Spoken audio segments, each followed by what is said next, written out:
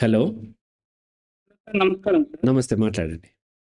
Sir నా పేరు పవన్. నేను కొండమల్లిపల్లి నుంచి కాల్ చేస్తున్నాను సార్. మాట్లాడండి. సార్ నేను పాలిటెక్నిక్ ఆటోమొబైల్ చేశాను, ఐటీ ఎక్స్ప్రెషన్ చేశాను సార్. నాకు చేసినందుకు బాధపడుతున్నా సార్, చదువుకున్నందుకు బాధపడుతున్నా సార్. ఇట్లా బాధపడకుండా ఉండడానికి ఏమైనా చేయగలుగుతామా సార్ మనం? చేసినందుకు ఎందుకు బాధపడుతున్నారు? అంటే బ్రీఫ్ ఎక్స్ప్లెయిన్ చేయను సార్.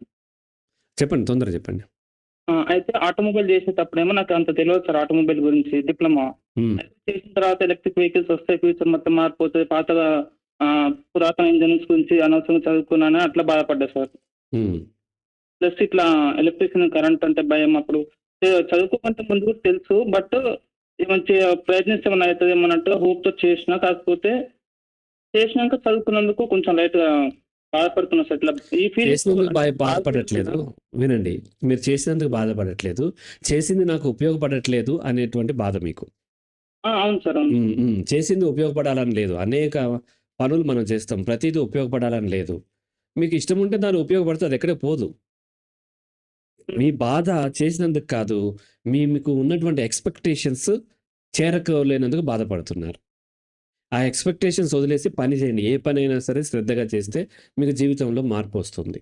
అంతే తప్ప ఇది చేస్తే వేస్ట్, ఇది చేస్తే బాధపడుతున్నాను, చేసినందుకు బాధపడుతున్నాను అంటేనే మీలో కొంత అహంభావం ఏర్పడుతుంది. ఇది నాకు సూటబుల్ కాదు. ఎవరికి ఏది సూటబుల్ ఉండదు, సూటబుల్ కానిది ఏది ఉండదు.